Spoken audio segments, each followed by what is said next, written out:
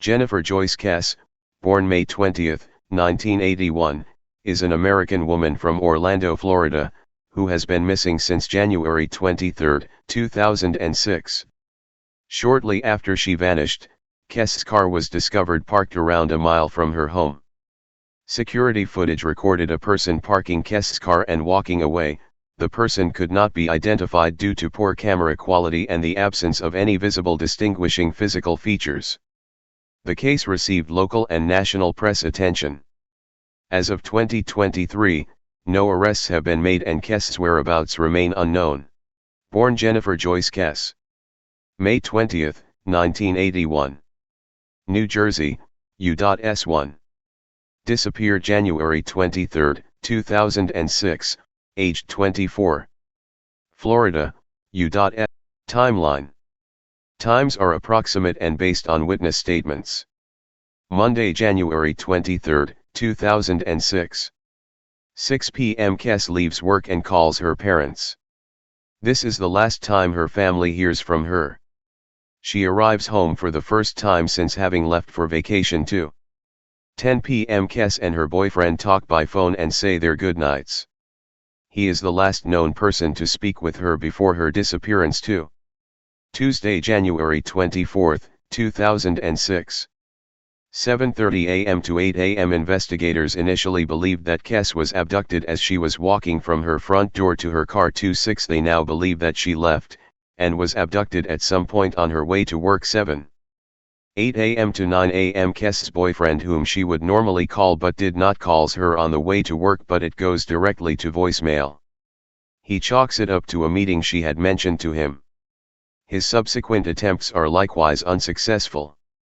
Kesse's parents call him to say that she failed to show up at work. 3:11 a.m. Alarmed at Kesse's uncharacteristic no-call, no-show, her employer contacts her parents, who begin the drive from Tampa to Orlando. 2 On the way, they call to ask the manager of her condominium to check her home with a spare key.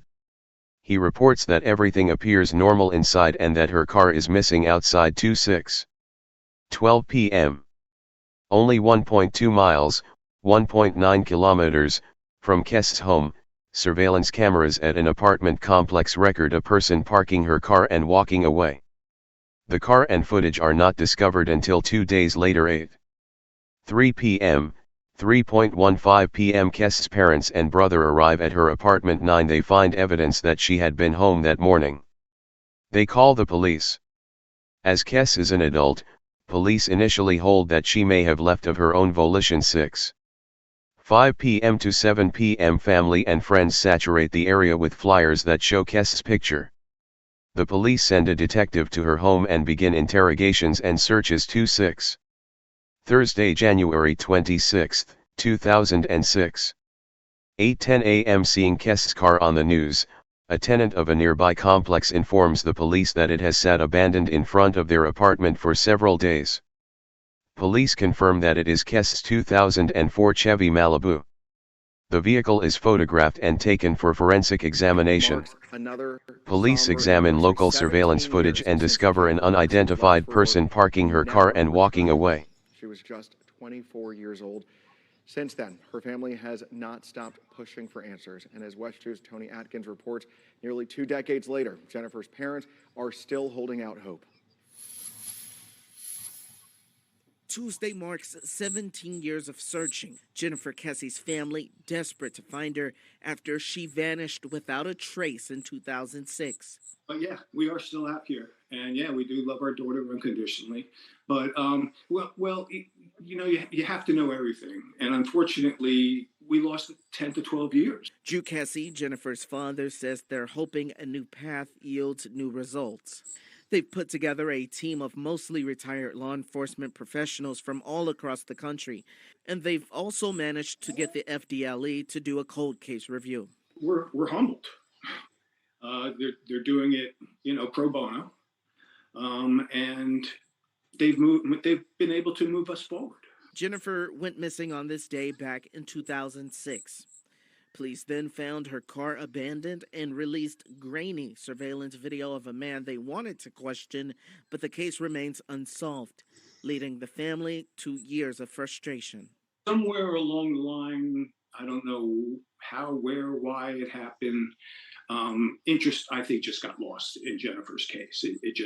Maybe it was too hard. I don't know. But we wish we knew that 10 years ago, and we could have gone down this path a lot sooner.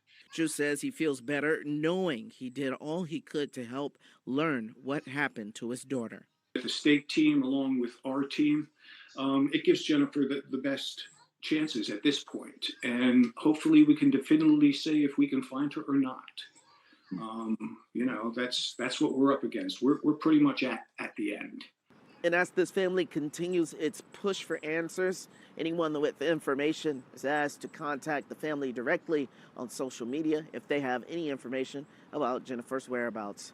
Reporting in Orlando, Tony Atkins, WESH 2 News.